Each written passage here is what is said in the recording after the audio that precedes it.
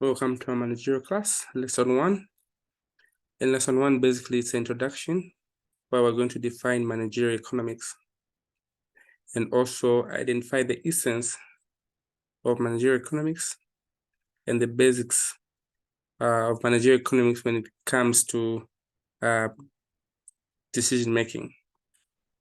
So to start with, when we're dealing with managerial economics, we're basically looking at the application of economic theory and the tools of decision sciences, which are used to examine how an organization will achieve its objectives efficiently. So in the whole study of managerial economics, you will discover that basically we're looking at how scarce resources will be allocated to organizations, businesses effectively. So a gist of how to quickly understand the definition of managerial economics, you must understand this diagram.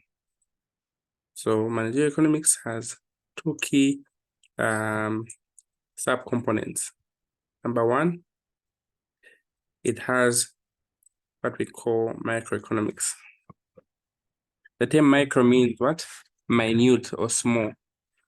So when you're dealing with economics, there are two components that managerial economics looks at.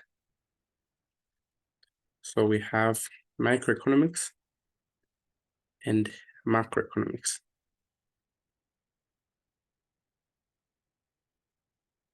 Then we also have decision sciences, which are two. We have econometrics and also mathematical analysis. So when these two are combined, we look at managerial economics. So they solve managerial problems optimally. So this is the definition of managerial economics. So that is the reason why we do a lot of calculus under optimization. So you're going to find a lot of questions asking you to maximize, because managerial economics basically wants to teach you how to allocate these resources optimally. So this is the definition of managerial economics.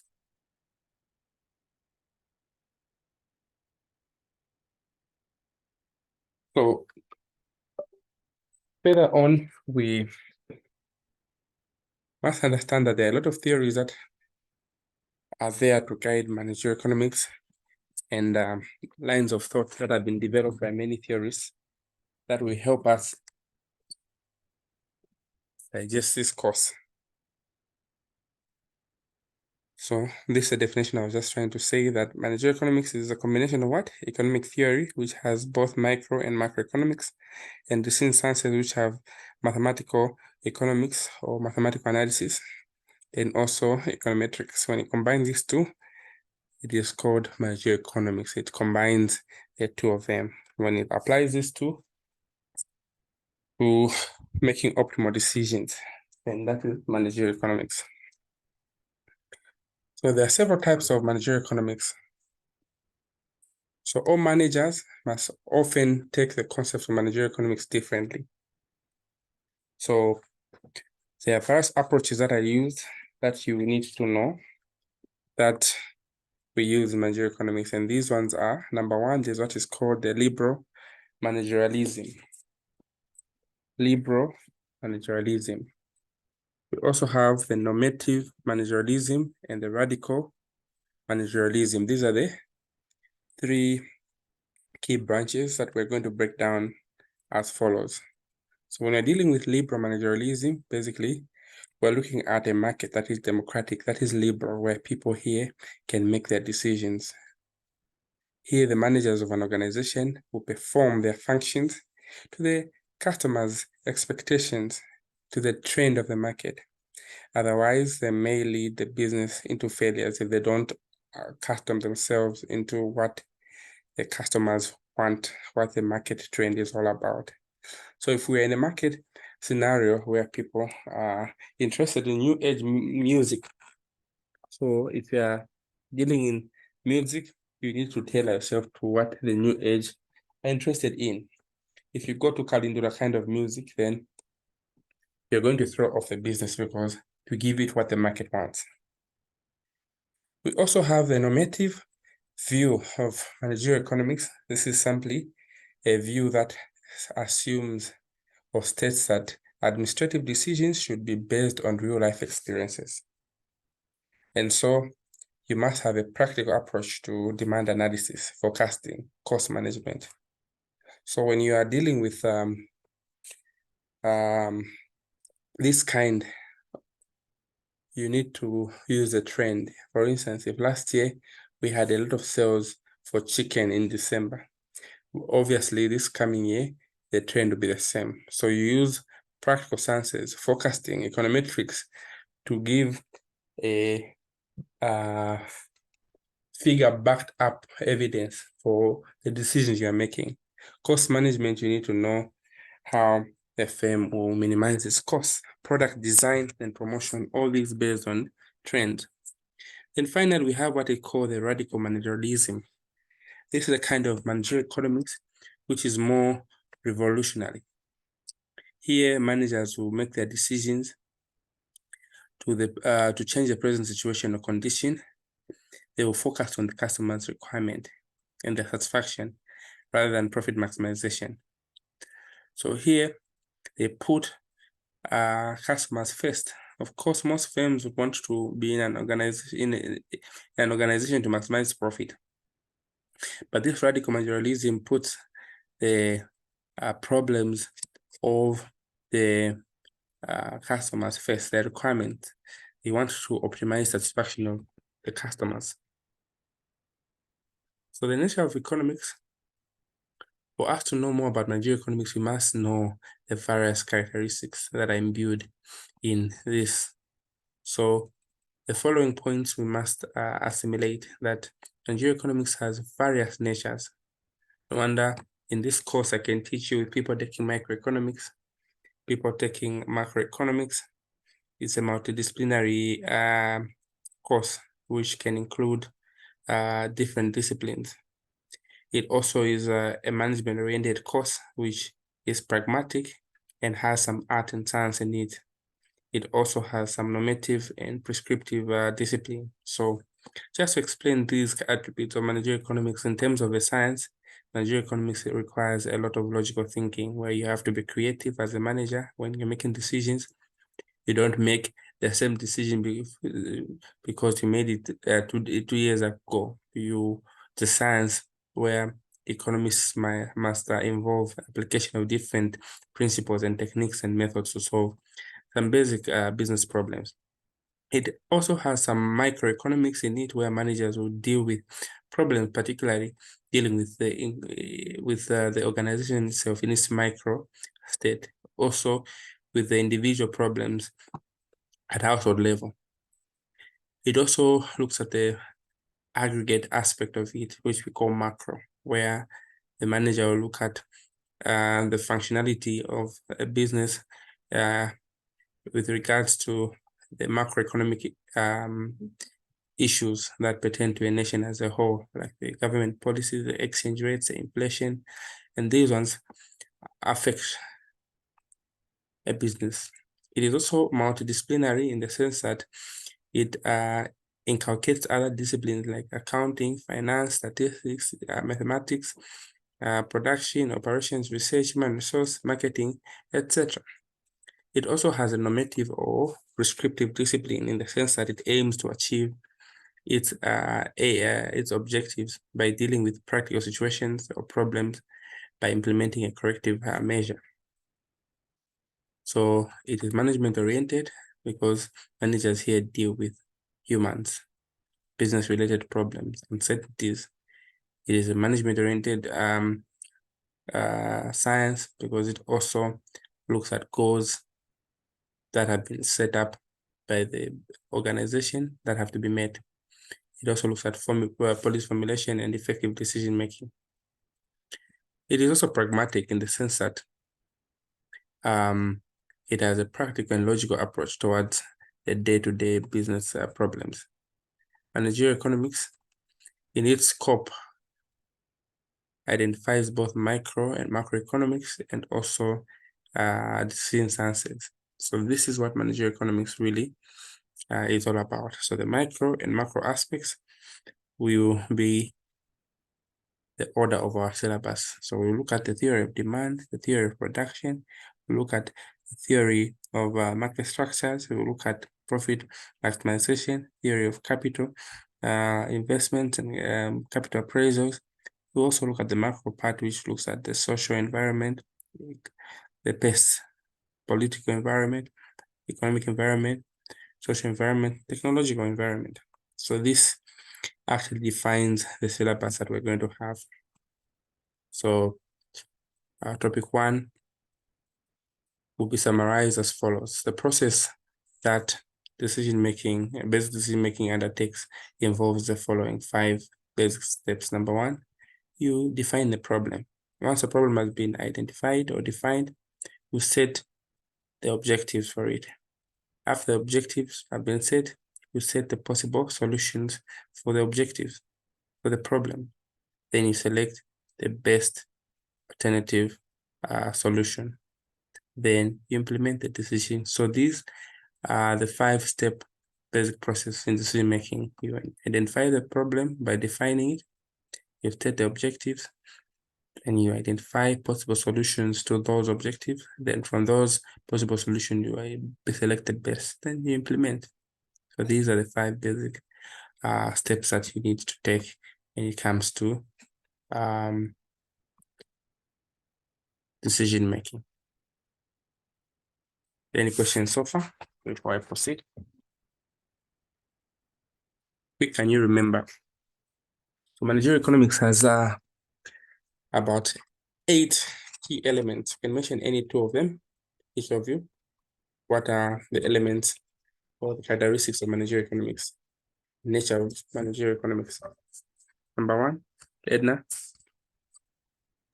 It's pragmatic. Looking at the scope, the nature, like the characteristics. Yes, it's pragmatic, correct? Okay, yeah, then it's about disciplinary subjects, like it involves other subjects. Excellent. Like math, science, and okay, great. Ida. Well, I joined in a little bit later, so I think I found you talking about macro and micro economics. It has a macro and microeconomics aspect. Good. It's an art and a science. All right. So those are the components. So we go to lesson 2. Lesson 2 is about demand and supply. Now we must understand that when you're dealing with demand and supply, we are not going to be void of the concepts of a market. What is a market?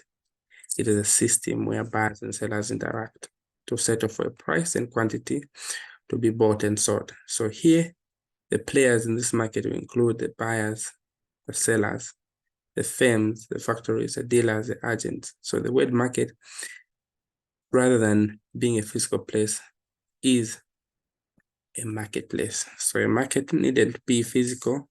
It is simply where buyers and sellers will always interact. Like even on Zoom, you can interact. Now, the theory of demand as one of the components of microeconomics looks at the relationship that demand has with the various factors of demand for a product. So demand is simply a desire which is backed by the ability and the willingness to pay. So there are several factors that affect demand. So a statement on demand of a product should include the 4 Ps: the purchase price of the commodity, the period of the demand, and the place of the demand. The 4 Ps: purchase price, period, place of the demand. So the law of demand states that using the words paribus, the ceteris paribus, or holding all things constant, the higher the price, the lower the quantity demanded. And the demand function is always downsloping, which looks like this. So this slope is always downward sloping because in any given case, a high price is accompanied by a low quantity demanded. A low price is accompanied by a high quantity demanded. So price and quantity demanded will look like this. So this is the demand schedule. So you must differentiate the demand schedule and demand itself. So demand for a particular good has various components: the price of a particular good, the income, price of a related good. So what are some of the factors that affect demand? There are several factors that affect demand. We have the price of that good, good X, the price of another alternative good, a related good, and we have related good, which include substitutes and complementary goods. We have income, which is denoted by M. We have advertising, we have population, we have culture, weather, many other factors. Now, demand can be drawn by some simple calculations. If you're given a demand function, it's P is equal to 10 minus 5Q. You put the letters on one side, P plus 5Q is equal to 10. Then the intercepts, there's an invisible one there. 1 into 10 is 10. 5 into 10 is 2. So you do the intercepts here. The P will be cutting at what? 10. The Q will be cutting at what? 2. So this is what we call the inverse demand. Sometimes you may be given a direct demand, which is given by Q is equal to what? 100 minus 0.5 P. Like I said, you put the letters on one side. So in this case, we're going to have Q plus 0.5 P is equal to what? 100. And the intercepts now you divide. 1 into 100 is 100. 0.5 into 100 is 200. So our demand function is always downsloping. Why is demand always downsloping? Because of the inverse relationship that it has between price and quantity demanded. So here we're going to have our price as 200, our quantity as what? Quantity as what? 100. So this is what we call the demand function. Demand function. We also have a supply, which is upsloping, because the law of supply simply states that for any normal good, if the price of a good increases from P1 to P2, the quantity supplied will also increase. Practical example is FRA. When farmers hear that the price is good, they'll want to supply more. So this is why the supply function is positive slope. So if you're going to write the function of supply, it is simply P is equal to what? A plus BQ. The demand is given by P minus BQ, that's the difference. So if you're given the demand function as 10 as 2Q, you put the letters on one side. So here you're going to have P minus 2Q is equal to what? 10. Then here you have an invisible one. So here 1 into 10 is 10. Negative 2 into 10, negative what? 5. So here you're going to have what? Negative or positive 10. And here we have what? Negative 5. So this will give you what?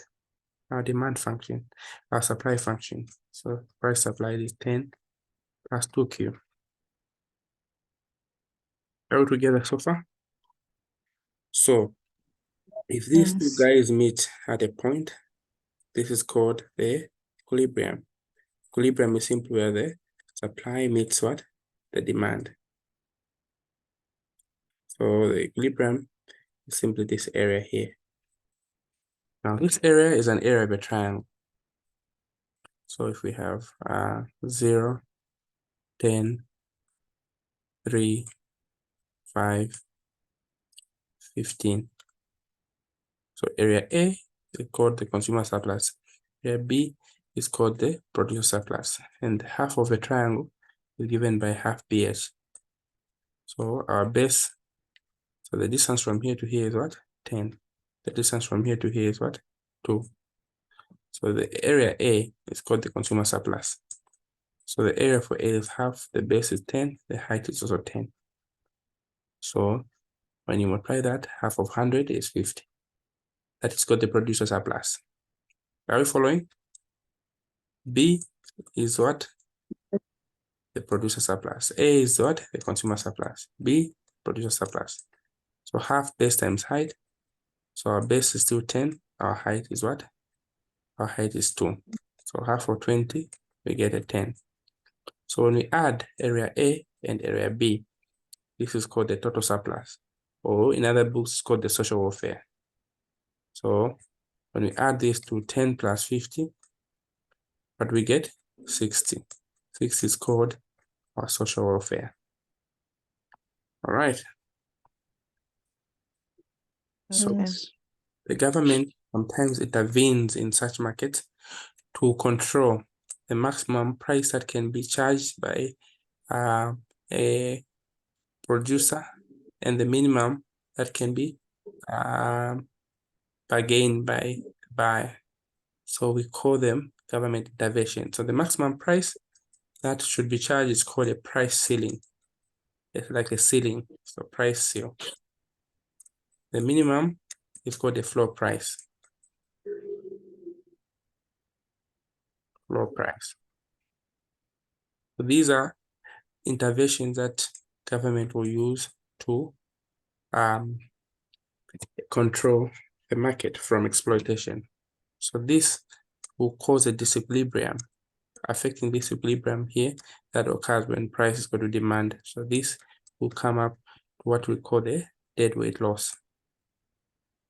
Deadweight loss. All right. So Sorry, just repeat on the deadweight loss again. So the deadweight loss. Yeah. What is a deadweight loss? So deadweight loss is a scenario that comes about. It's an economic inefficiency that occurs when the equilibrium is not at the point where we maximize, at the point of efficiency, which occurs when government puts in what are called price controls. Price controls which can come in terms of deadweight loss, price controls which come in terms of floor prices. So to define it succinctly, I could define it as follows. So deadweight loss is simply the loss of efficiency that occurs when equilibrium of a market is not at a point of maximum efficiency. It's a concept to use in economics to analyze the welfare implications of the market, such as taxes, subsidies, price controls, or monopolies. So in a perfect market, where supply and demand determine the equilibrium price and quantity. So the allocation should be at the maximum point. However, when there are distortions that may come because of the deadweight loss that may come about because of the price seal and the floor prices, it causes what we call a deadweight loss. So deadweight loss is simply the result of inefficiencies that occur in the market. All right. So Yes. are we following? So this course is more about principles rather than calculations. So if you do not know the principles, then you are doomed. So other factors that affect demand are tests. So tests or preferences will affect one's demand. So in this test, we have three effects that you need to know. That's what we call the Veblen effect, where goods are demanded for because of prestige. The ones that are expensive, you want to be the only one with a Lamborghini. The kind of test also can be affected by what is called a bandwagon effect, where people will buy because it's in fashion. Everyone is wearing ripped jeans. It's called a demonstration effect. And we also have a prestige effect, which comes about because everyone wants to have an iPhone 4, iPhone 5. to be in the certain class. The other factors that affect demand are expectations, where you expect the prices to go up, maybe of fuel before midnight, you buy. So these are factors that affect demand. So demand schedule is explained by the following tables, where we see the price and the quantity demanded. This as a period. So when you sketch this, to give you a demand curve. So a demand curve will always be downsloping because of the nature of the law that is there. So reasons why the demand curve is downward sloping, because of two key effects. What is called the income effect and what is called the substitution effect. The income effect is simply when the price of a commodity falls, the real income of the consumers increases in terms of commodity. So when we hear that the price of minimum has gone down, so the real income will go up because you'll be able to afford more bags, or you save some money for other commodities. And substitution effect happens when the commodity, the price goes down and becomes cheaper compared to the other. So people substitute the expensive one for the cheaper one, causing a switch in demand. So that's called a substitution effect. So in this case, it brings about the demand curve going downwards. So the factors that affect demand, like we said, price of a product, changes in price of substitute goods or complementary goods. So price of substitute goods have a positive relationship. For instance, if the price of bread goes up, the price of candle will go up. But for complementary, they have a negative relationship. For instance, if the price of fuel goes up, the demand for cars will go down. So elasticity for substitute goods is always positive, whereas negative for complementary goods. The other factors that affect demand could be income, tastes and preferences, population size, weather conditions. These are factors. Puno. Yes, please. Any question? Any questions? Are we together so far? Right. Yes. So of these factors, I must also mention to say price is the only factor that causes a movement along the demand curve. Other factors will actually cause a shift in demand. So the prices, if it moves from one to another, there'll be a movement along this, but other factors will cause a shift. So this movement is only attributed to the price. If it reduces from 505 to 1005, quantity mandate changes. But shifts will occur where the other factors such as income, such as taste, so the demand will move from one point to the other. And this is attributed to the changes in the other factors of demand. This came in the other paper where you were asked to analyze demand for a particular good when a certain effect came. It was a case study, so people didn't understand that they were being asked to explain this concept. Supply, on the other hand, is also affected by a number of factors. So the law of supply is that the higher the price, the higher the quantity supplied. So there are factors that affect supply that we need to know, and these factors are actually called determinants. So the price of that particular commodity, the quality of the technology that is there, the weather conditions, government interventions, the prices of other products, the government taxes, subsidies will affect the supply for particular commodities. And so price also is one that causes a movement along the supply curve, and other factors will cause a shift in the supply function, like we explained on our demand.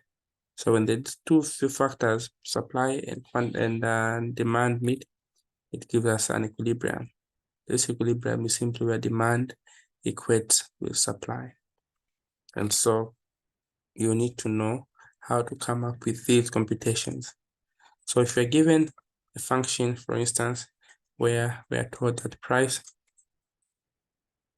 10, 100 minus 2q, and supply is 10 plus 3q. So find the equilibrium. So already we know Demand, you put the letters on one side. So here to be what? How to sketch this? What are we going to get when you sketch this?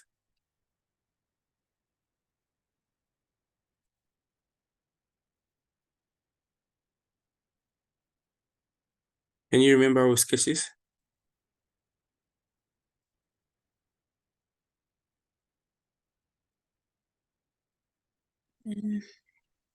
What's the question? What happens at equilibrium? At equilibrium, demand is equal to supply. Yes, so So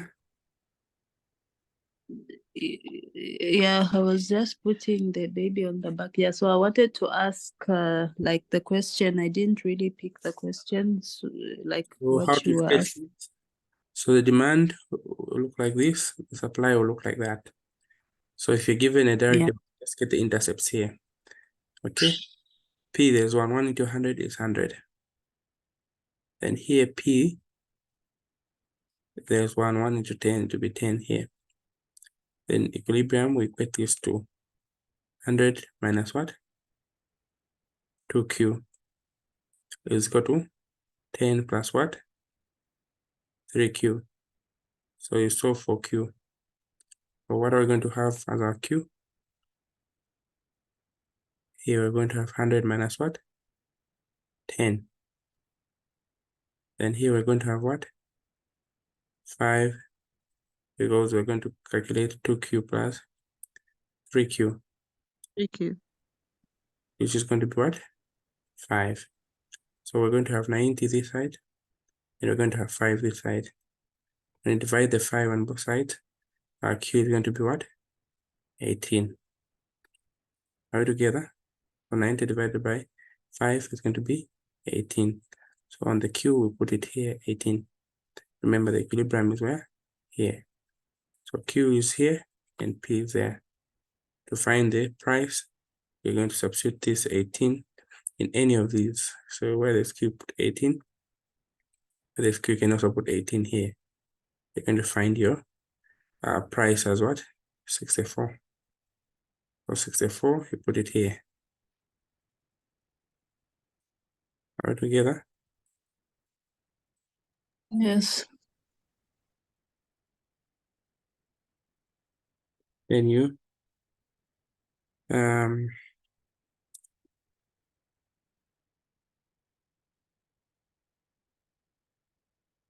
calculate area A and area B. So this triangle that we're going to have here, we calculate what's the distance from here to here? 86. The distance from here to here? 54. And what is the base from here to here? It's 18.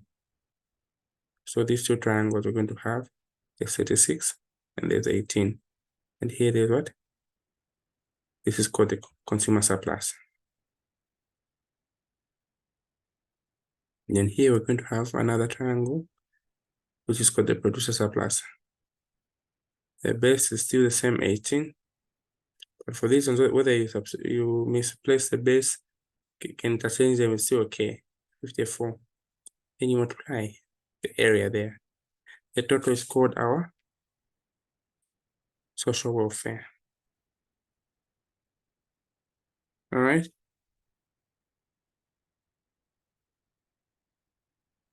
Okay. Are we together? Yes, yes, we are. We are. All right. So our